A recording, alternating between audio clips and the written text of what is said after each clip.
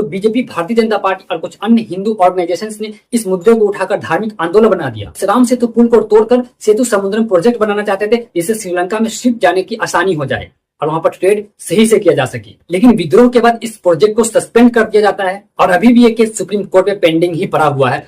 आज हम जा रहे हैं ऐसे एक पुल के बारे में बात करने के लिए जो एक विज्ञान से जुड़ा हुआ है, जो धर्म से जुड़ा हुआ है और एक हिंदू धर्म की आस्था का प्रतीक है। क्या सच में उस पुल का कोई धार्मिक जुड़ाव है या फिर है कोई और मामला? जानेंगे इन सभी चीजों को इन डेप्थ में इन एपिसोड में। जी हाँ, मैं बात कर रहा हूँ राम सेतु पुल की या फिर एडम ब्रिज की। क्या इसकी कहानी इस एपिसोड में समझने की स्टेप बाय स्टेप कोशिश करेंगे। तो चलिए शुरू करते हैं। सबसे पहले बात करते हैं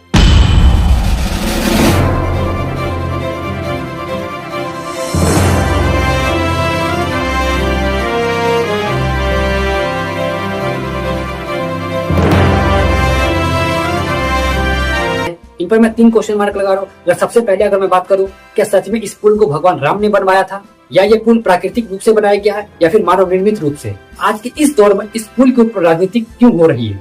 ये 3 सवाल मैंने खड़े किए। अब चलिए सबसे पहले इनके बैकग्राउंड को देखते हैं। अगर मैं इनके मैथोलॉजिकल बैकग्राउंड की बात करूँ तो इस पुल का उल्लेख वाल्मीकि रामायण में मिलता है और कहा यह जाता है कि भगवान राम ने इसे बनवाया था लंका जाने के लिए। जब भगवान राम ने लंका पर चढ़ाई करने जा रहे थे तो वामार की सेना के साथ इन पुल का उन्होंने निर्माण किया था। तो फिर इस पुल के माध्यम से भगवान राम और उनकी सेना ने फिर समुद्र को पार किया था और इसी जगह को सेतु बंध नाम के नाम से भी जाना जाता है और इसी जगह को ब्रिटिश मैप मेकर ने एडम ब्रिज का नाम दिया था। अगर अब बात करें इस्लामिक, क्रिश्चियनिटी एंड ज्यूज के अकॉर्डिंग, तो इस्लामिक, क्रिश्चियनिटी एंड ज्यूज के अकॉर्डिंग जब हजरत आदम अलैहिस्सलाम को जन्नत से निकाल दिया गया था तो लंका जाने के लिए इसी पुल का यूज किया गया था, जिस वजह से ब्रिटिश मैप मेकर ने इनका नाम एडम ब्रिज रखा था।